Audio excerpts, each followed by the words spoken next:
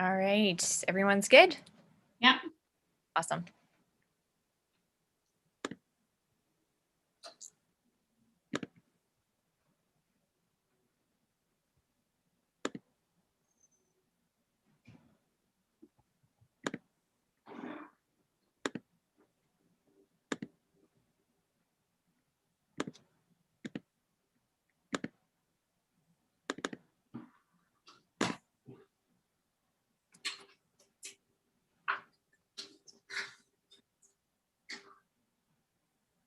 I'll just give everyone a couple minutes to settle in here and then we'll get things going.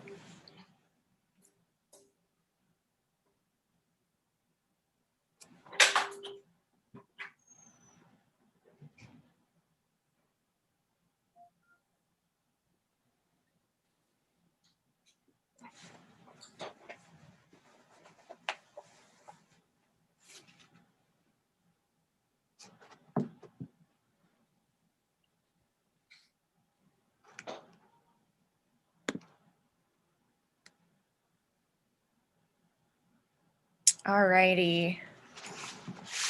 So I think we've got people settled in here. So I'm just going to start with some really brief introductions, and then I'm going to pass things along to the authors tonight. So hi, everybody. Welcome. Thanks for joining us virtually tonight. My name is Rachel Fowley-Neufeld, and I coordinate events for McNally Robinson Booksellers in Saskatoon. We're streaming this event from Treaty 6 territory, the traditional lands of the Cree, Saulteaux, Dene, Dakota, Lakota, Nakota, and Métis nations, at least where McNally Robinson is based. And then we also have Sonya Lalli here with us tonight, who I believe is in Toronto right now, as well as Sara Desai here for a joint book launch. So I'm really pleased to have you both here tonight. Thanks for joining us. Sonya is launching her third book, Serena Singh Flips the Script, and Sara is launching The Dating Game. I'd like to also thank the publisher Berkley and Penguin Random House Canada for working with us on this event. You'll notice there is a Q&A box at the bottom of your screen, so please feel free to submit your questions at any point tonight. There'll be some time later on for the authors to answer those. Yeah, and if you have any questions for me, just pop them in the chat. Any technical logistic stuff, I will try to help you out. You can also just leave nice notes for Sonya and Sara. That's totally fine too. That's what it's there for. So Sonya Lalli is a Canadian writer of Indian heritage. She studied law in her hometown of Saskatoon and at Columbia University in New York, and later completed an MA in creative writing and publishing at the University of London. Sonya has a black belt in Taekwondo and loves travel, yoga, and cocktail bartending. And she lives in Toronto with her husband. And Sara Desai has been a lawyer, a radio DJ, a historian, a bouncer. Maybe we'll hear more about that later. And a librarian. And she lives on Vancouver Island with her husband and 3 children. So welcome to you both. I think at this point, I'm just going to turn things over to Sonya. So welcome, Sonya. Thank you, Rachel, so much for having me, and to everyone at McNally, to Sara, and also to friends and family and loved ones all over the place. The silver lining, of course, is that this book launch can be virtual, and there's so many of us who can get together from all across Canada, and I think in other continents too. One or two I spot there. Serena Singh Flips the Script is my third book, and it's right here. And I got this idea when first moving to Toronto 4 years ago. I was really lucky that I had a few good friends already here, but I didn't have an office job at the time. I didn't have a community or a social network, and I really did feel a little bit isolated. And it kind of occurred to me that if I wanted to create new, genuine friendships as an adult, when it's really hard, everyone's busy, everyone is already, has their time committed, I really had to put in the effort. And so I kind of went a little nuts, and I went on Bumble BFF, which is like a dating app to make friends. I went to some really, really awkward meetups. I joined a book club. My husband and I joined a ski club, and it was really hard, and it honestly felt a lot like dating. So it kind of got me thinking it'd be pretty cool to write a romance book that wasn't about falling in love with like falling in love, but in falling in platonic love and finding a new meaningful friendship in your life. And so Serena's story just sort of poured out from there for me. She's a 36-year-old woman. She's badass. She has a neck tattoo. She is really career driven, and she's made the decision not to have a family and not to get married, which is a decision that she's really happy with. But of course, she has some pushback from her community and from society about that. But one thing that she is missing in her life is companionship and some really good friends. So I wanted to read a very quick part from chapter 1. She's emceeing her baby sister's wedding, and she's feeling quite abandoned by some of the friends in her life who have sort of, well, you'll see. A group of particularly glitzy aunties caught my eye halfway towards the back. They were gawking at me, and even from here, I could see the pity on their faces. I tried not to roll my eyes, imagining what they were saying about me whenever I was out of earshot. Already 36, and to have a younger sister married first? Whatever happened to that nice Jessie boy? Did she scare him off? She is not too old yet, nah? My cousin's nephew has a job. I will make the arrangements. A table near the bar cheered and kinked their glasses, and I gritted my teeth as the rest of the room joined in. And Natasha and Mark stood up for a tasteful, chaste kiss. My chest ached, but I wasn't jealous, even though it would be easy to think as much. I was genuinely, wholeheartedly happy that she had found someone to spend her life with. I was also happy that one of the Singh sisters was finally married, checking off the good Indian girl box, which meant I didn't have to. Today had been a long, long time coming, if only because Mom had been fantasizing about it ever since Natasha brought Mark home. Do you think he'll propose, Serena? Do you think they'll have a sick ceremony, Serena? Do you think your sister will pick the red jaimalas, Serena? I'd been fielding these sorts of panicked, overexcited calls for years, but I didn't mind in the slightest. As much as Mom adored her new son-in-law, I freaking loved having him around. Not only had Mark proven to be a great buffer at tense family dinners, but ever since he entered the picture, Mom had stopped hounding me about the fact that I wasn't married. I glanced around the room at Natasha and Mark's friends, suddenly nostalgic for my own group, whom I'd hung out with every single day from grade school to high school graduation. We'd been like this once. Big groups of us sitting around, dancing, telling one another the same old stories that had defined our friendships, built their foundations, but things were different now that we were older. Just a few years ago, I could count on scores of dynamic, caring women in my life from school or college who I met at work, but one by one, they'd gotten married and had families. And one by one, their commitments to our friendship took a backseat. Our movie nights, weekly phone calls, or Saturday dinners became less and less frequent, morphed into 45-minute catch-ups at a Starbucks near their apartments when their spouses were at the gym. They'd forget my birthday or to ask me about the new client I'd scored, but then text me to remind me that I still hadn't RSVP'd for their housewarming.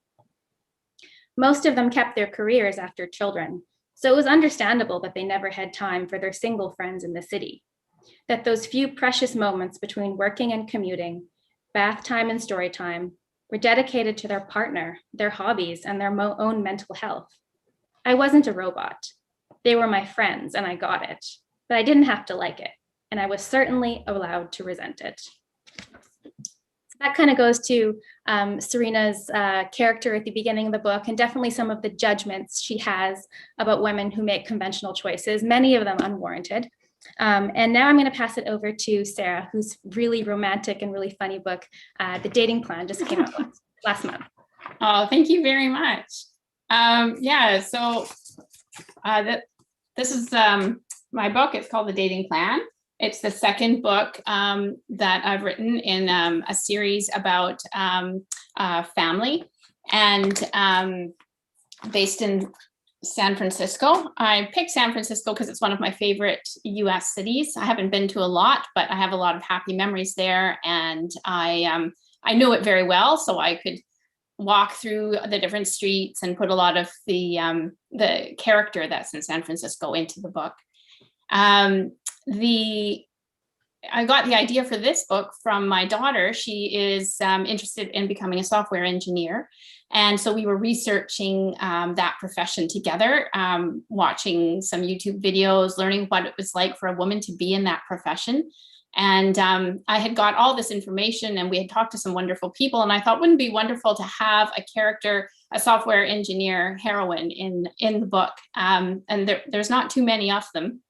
So I started off with Daisy, that's her name, and she's a planner, and she likes things to be organized. She likes to be in her own space. And I thought, well, what would be the best kind of person for her? Somebody who would take her out of herself, somebody who would open her up. And I came up with Liam. He's sort of a cinnamon roll kind of guy. He's bad on the outside, he's soft on the inside. And he's somebody that she knew from the past. He was her brother's best friend. And that, I think that's something that everybody's always likes in romance, is that brother's best friend. And she crushed on him for all her teen years. And because she was a bit of a geek, she wound up not having a date for her prom. And he decided he'd take her. And so that was the biggest thing for her, a huge thrill, getting to go with her crush, and he never showed up. So that was a very hard time in her life. She went on, became very successful. And at the beginning of the book, she winds up bumping into him after 10 years, where she still got feelings for him, still very upset about it. And they decide that she has got a problem. She's got some aunties who are trying to get her married, and she's not interested at all in that. And they're chasing her in the middle of a conference when she bumps into him. So she says, pretend we're together so that my aunties will leave me alone. And he does it. And the little sparks fly at that time. And then later, Liam finds that he needs a wife because he's about to get an inheritance. And he needs to have a wife to claim this inheritance. So they decide together that they'll enter into a fake marriage, and she'll get the aunties off her back and he'll get his inheritance. But because Daisy is the way she is, she can't just jump into something like that. She needs a plan. She says nobody's going to believe this marriage of convenience if they haven't seen us dating and they haven't seen us together.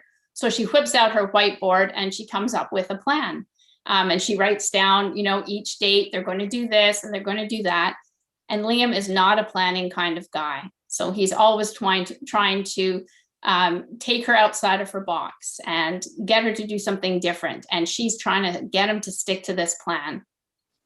So the excerpt that I'm going to read now is when they've gone on one of their dates. And this is the first time she's let him choose a date. So we're a little bit in the book. He's softening her up, and he's picked a hockey game. And I picked that because we're in Canada. I had to put a little hockey in the book.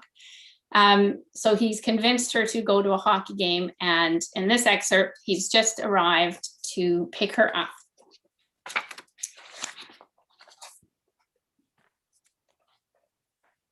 I need my glasses. Liam was expecting Daisy to be surprised when he arrived at her office building to pick her up after work. After all, not everyone owned virtually every piece of shark span gear ever made, and he put a lot of thought and care into which pieces he wore tonight. He was not, however, expecting her to turn and run away. "Where are you going?" "No, stay back." She reached behind her for the building door. "You're one of them." "One of whom?" "A crazy fan." "You don't like my Sharks jersey?" He smoothed a hand over his blue fan jersey, one of dozens he'd collected over the years. "Or is it the hat?" He'd put the foam rubber shark hat on before he met her so she'd get a good look at its teeth. "I brought a hat for you too." Plastered against the glass door, she shook her head. "I'm not wearing a 2-foot rubber shark on my head." Liam felt a sharp stab of disappointment. "What's the point in going if you aren't going to support the team?" "I can support the team without humiliating myself." Worried that she might make a run for it across the busy street, Liam approached her slowly and carefully, holding out the gear he'd brought for her to wear in his outstretched hand. "I'm not a stray dog, Liam," she snapped. "You don't have to creep over to me. I won't bite." Her gaze flicked to his head. Or maybe I will if you expect me to wear something like that. Yours isn't the same. He offered her a small felt hat with a shark fin on top, felt eyes, and long tassels made of white felt for shark teeth. I thought the rubber might be too much, so I brought you something less aggressive. She approached cautiously, like he was about to attack her with his foam shark head. Give it to me. Liam handed it over and she gave a sort of humph as she inspected the hat. It's okay. Actually, it's kind of cute. Like you. Her begrudging smile was all the encouragement he needed. I brought you a jersey too. He handed her a smaller version of the jersey he was wearing. You'd feel out of place if you weren't wearing one. Sharks fans rule. He pumped his fist in the air and shouted, Go Sharks! Go Sharks, a passing dude shouted back. Enjoy the game tonight. Fine, Daisy sighed. I'll wear the hat and jersey. Anything else? Face paint? No. Body paint? You'd have to be naked, but I could use darker blue on areas you'd prefer to keep private. Absolutely not. I also have flags, banners, pom-poms, blue wigs, a full-size shark costume, giant cardboard teeth, shark plushies, and a few blow-up sharks. She twisted her lips to the side, considering, let's see the blow-up sharks. He led her to the SUV he'd borrowed from James and lifted the hatch to show her his stash of fan gear. This is insane, Daisy said. It's like a souvenir shop. Do you sell it out of the back of your vehicle at the game? Liam's chest swelled with pride. No, this is all mine. I got most of it when they made the Stanley Cup Finals in 2016. I wore the full suit in their last game against Pittsburgh. He lifted the costume. Come to think of it, I never got it washed. I'll take one of these blow-up sharks. She pulled one from the pile. And maybe a rally towel. Still not smiling, she grabbed a shark plushie. I want him too. That'll be $22.95. He held out a hand, and this time she laughed, the full, delightful belly chuckle he remembered from the past. How about if I buy you dinner when we get to the shark tank instead, she offered.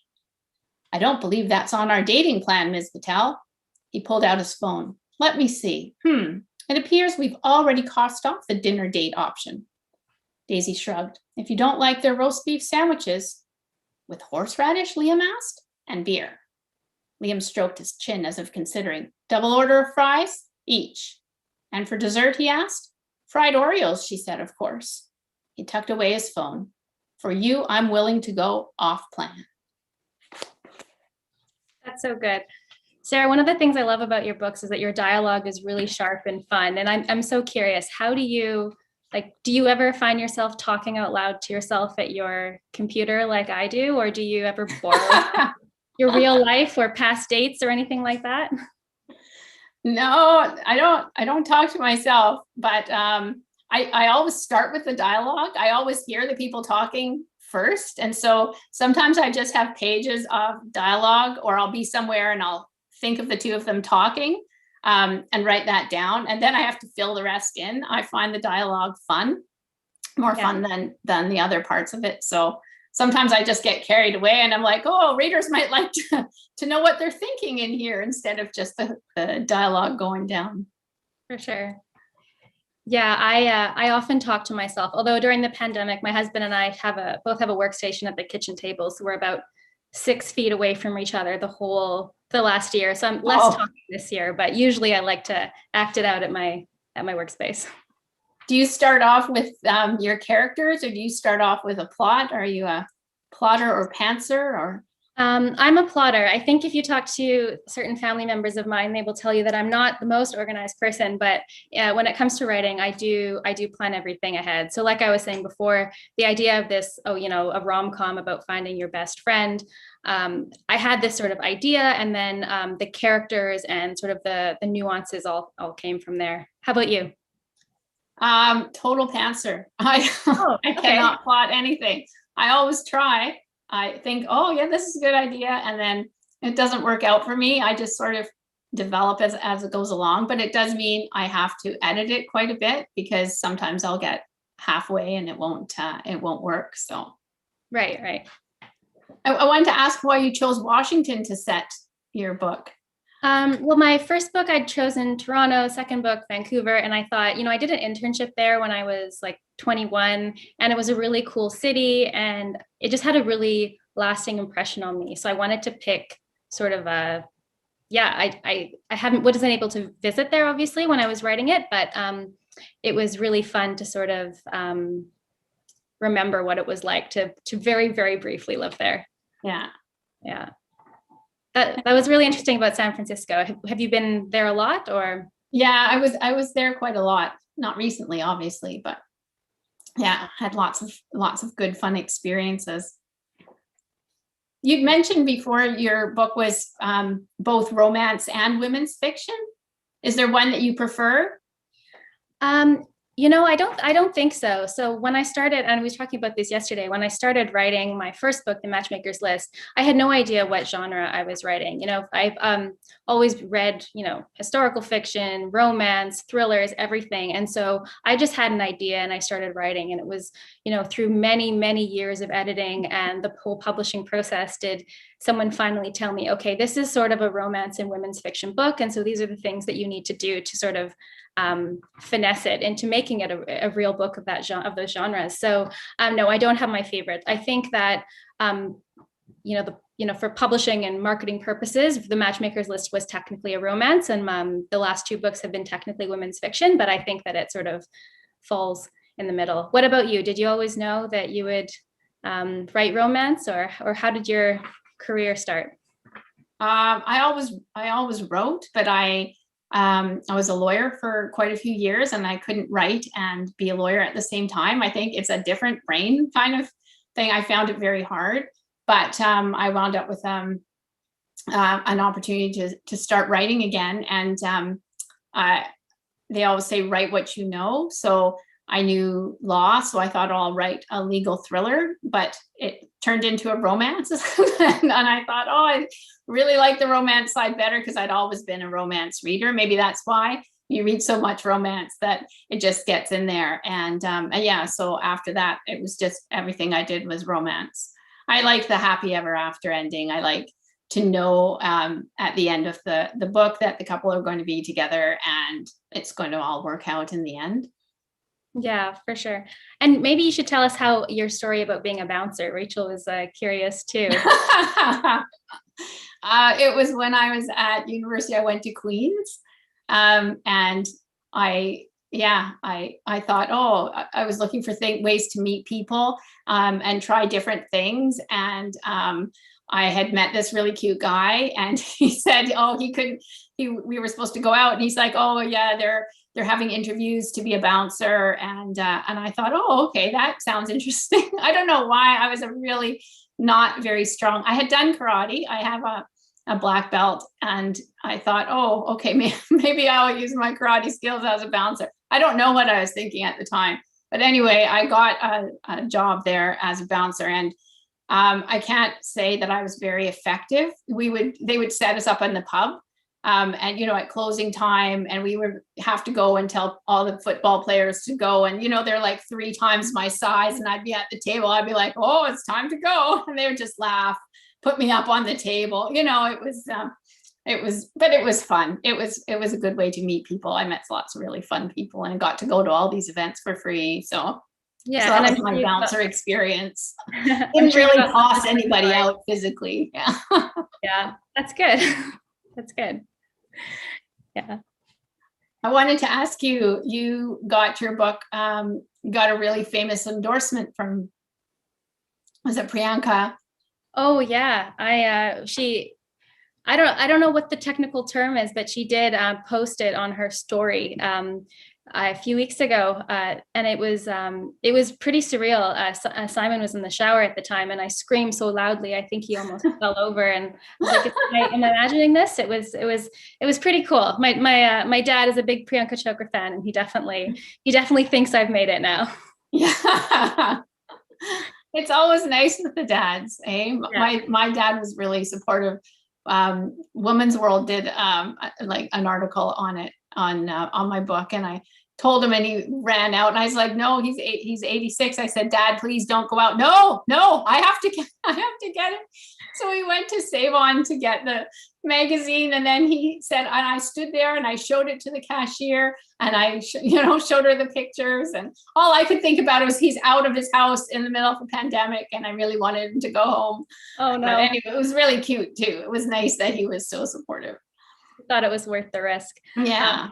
I have to ask, so we both write, romance, romantic comedies, and in your recent books, it's featuring, South Asian characters.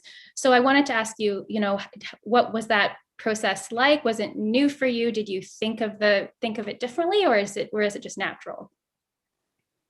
Writing South Asian characters? Yeah, writing South Asian characters. Yeah, I have written for quite a while under a different pen name, and I wrote romantic suspense and sort of gritty romance with bikers and mafia guys. And at that time, I didn't really feel that people would be receptive, honestly, to South Asian characters in that kind of book. So I didn't write them, and it was only when I started to see more diverse characters in books that I thought, maybe there is a space for writing characters that are more true to ourselves.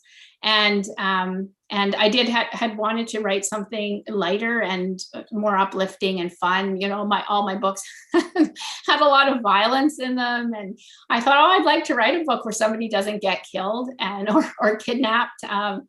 So yeah, it was a good opportunity, but yeah, honestly, before that, I would not have really considered it. And it has been so wonderful to see the reception and to get comments. I don't know if I'm sure you have lots of comments from readers who say it's nice to be seen. It's nice to see our culture reflected and to be able to pick up a book and read something about our culture, but also from readers who have never experienced that culture before, to say, that the food sounded delicious, or the family sounds so lovely and warm, or I didn't know this. So I found it a really positive experience. How about you? Yeah, no, definitely. I have gotten lots of messages, predominantly from, South Asian women who do feel seen, like you said, and who who for the first time have seen, what it's like dating as a South Asian person, or, because it's not just dating. It's like a lot of us have to balance, okay, like my dad's going to see this guy pick me up, like there's, and, cultural expectations, and weighing all of that and having that in a book, I think is really good. The Matchmaker's List was my first book, but I did try writing a book a few years before that. And, I don't know what happened to it. It's on some hard drive. But looking back, that character for me, it was a completely different story, completely different genre. But I purposely made her ethnicity and her background totally ambiguous. And at the time, I don't think I consciously understood what I was doing, but I think it was the same thing, that I didn't see that how a book about my experiences and exactly as how I have lived life and how I've dated and all that could work as a book. So it's been really, really a great shift over the past, even just the past few years, for sure. I really loved in your book how you integrated the culture, but with you had a lot of pop culture references in there, like with the Spice Girls, and I thought that was just great. It was really, really fun and really, really enjoyable to read. Oh, thank you. Yeah, it's interesting because I think a lot of time of wrestling that angle is, the whole idea of like the burden of representation. And if I am one of, relatively few South Asian romance authors, am I going to represent the community well enough? But of course we can't, because we're all so different, and our experiences are so different. Yeah, that's right. So another question that I had for you was, because you write contemporary romance, do you do a lot of research, or you said that you're a pantser, so do you like research gaps later? I do research, like with the characters. I do a lot of research. So as I said, with this character, I had done a lot of research about being a software engineer, and what it's like for people in that profession. And my first book, The Marriage Game, the character was a recruitment consultant. So I did some research about that, and always with the setting and the people.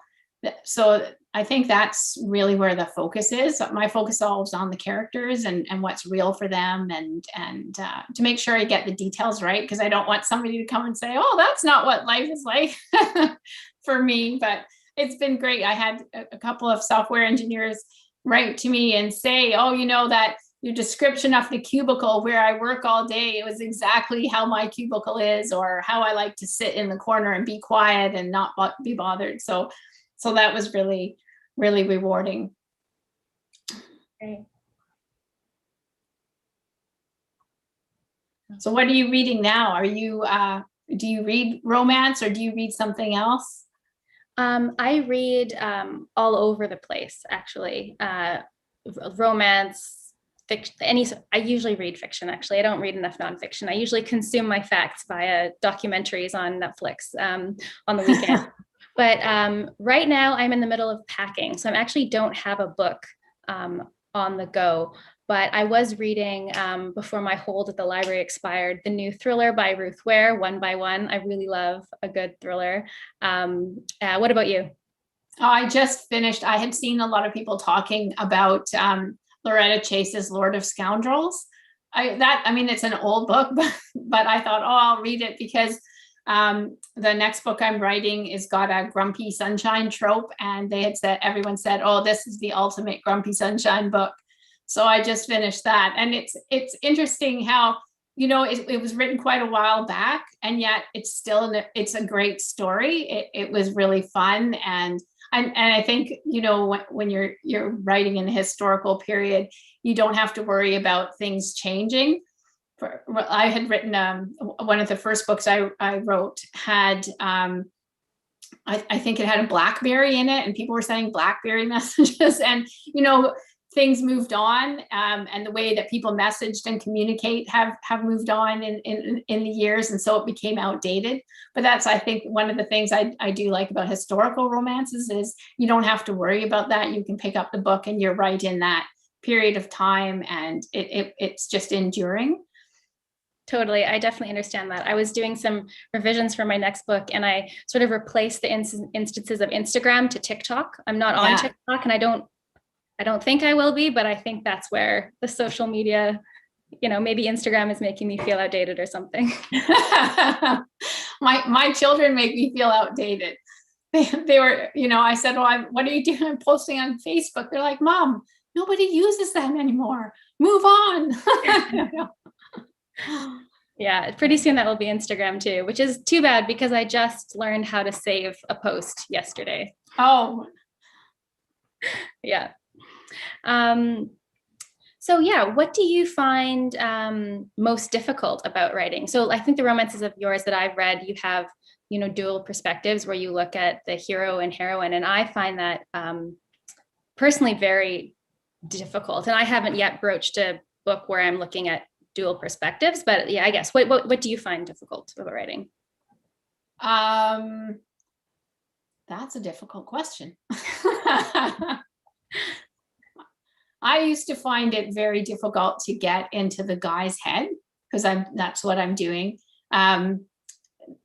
Because I mean, how do you think like a guy? And so I would follow my husband around and I would be like, if this happened, how would you react? And he would just be like absolutely floored. And I'd be like, no, I need to know, what would a man think about this?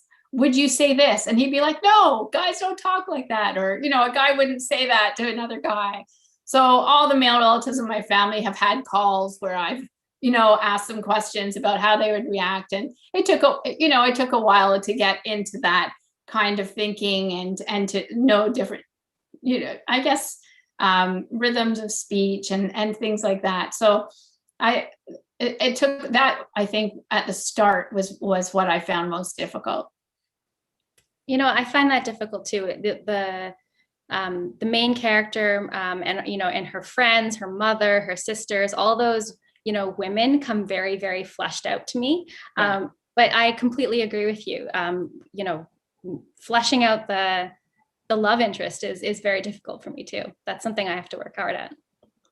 Do you have a favorite character from your books?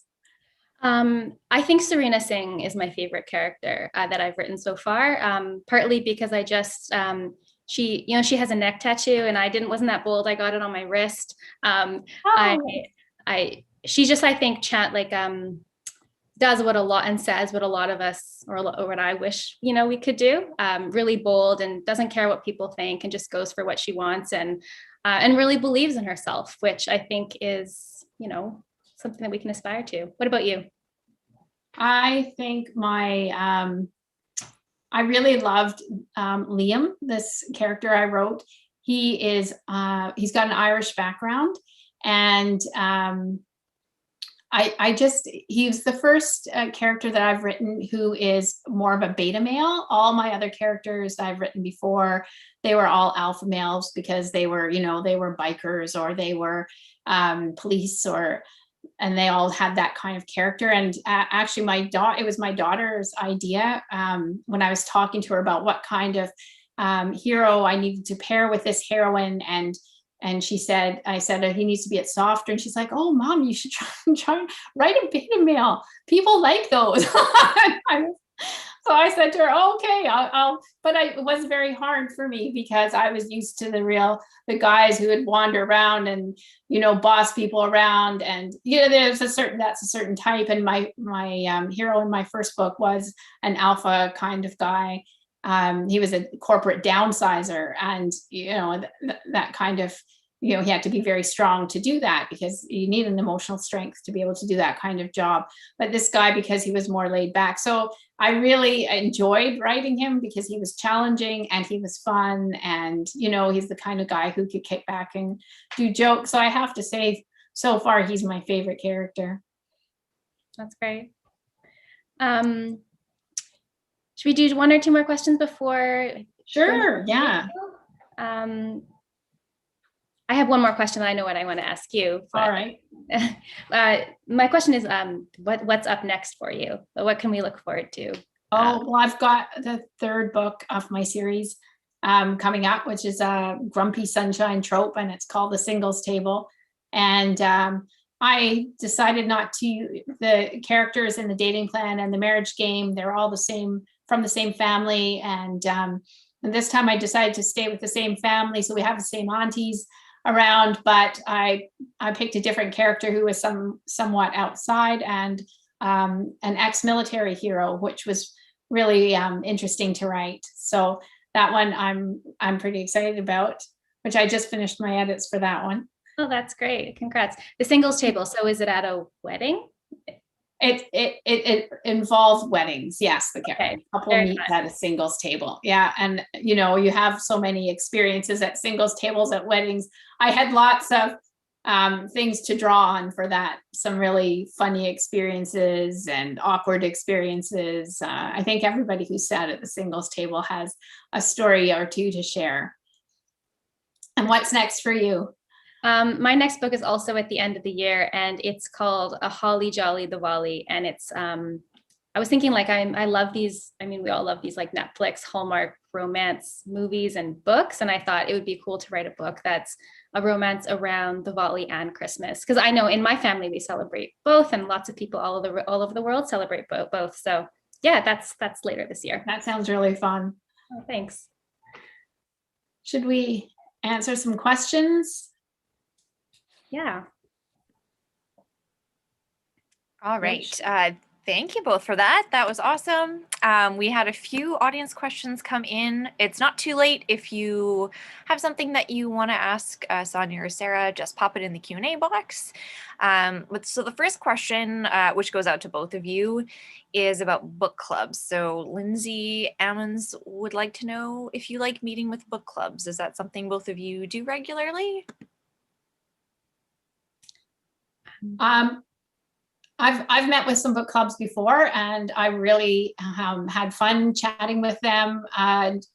Sometimes I even learn things about my own books from book clubs, because some of the readers are really knowledgeable about book structure and characters, and they'll say to me, oh, you did this, and sometimes it's a surprise to me. Sometimes I just write the things, they come out, and it takes somebody who's really thought about it to point out to me, oh, you know, in the for an example, I was talking to a book club about the marriage game, and one of the lady said to me, "Oh, you've made food almost a character in the book because it's in every scene, it moves things along, and it almost has a personality." And I thought, oh, that's a really interesting way of putting about it. I did pay a lot of attention to the food in the book, but I never thought of it as a character. So it's wonderful to talk to people in book clubs. Yeah, I totally agree. I really like it. And I just did one, and I like you said, you learn stuff that you didn't really think about when you wrote it. I did one a few weeks ago, and it was a South Asian community online, and the youngest woman in there was 16, and the oldest one I think was in her 60s. And they pointed out to me that it's not just people your age who have trouble making friendships and keeping friendships when you're busy. When you're in high school or when you're a senior, it's just as hard, and there's just as many complications. And that was really interesting to think about.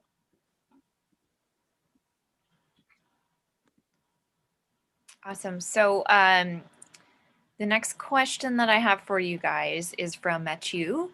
For both authors, this year has sucked. I don't think anyone can argue with that, between quarantine and the pandemic. And did this affect your stories or future ones? And I think you both spoke about this briefly during your chat, but I will pass it back to you if there's anything else that you wanted to say about that. My family, we had not taken a holiday for 10 years. And so last year, we decided to take our very first holiday, and we went to Maui. And after we were there for 3 days, we had to come back. That was right when they decided to close all the borders and everything. And I was in the middle of editing this book, The Dating Plan. And it was a really challenging experience because we were trying to get a flight home desperately. And so we had all our phones going, and I had my laptop because I had, I had a couple of days left on the deadline. My plan had been to finish the book at the very beginning of the holiday and then enjoy the rest of the holiday. But now I was trying to do it and book a flight home at the same time. And I was saying to my husband, I'm not feeling very funny, I can't write anything funny right now. And I think that was really challenging for me to get that done and then come back and then have to worry about everything, because then we had to go into quarantine for 14 days and we hadn't really been ready for that. So I was so happy with how it turned out in the end, but I got a bit worried there that it wouldn't be as funny as I had hoped. Well, it was very funny. I can say that. Yeah, it definitely affected. A lot of it was just when I was writing, just trying to ignore what was happening in the real world.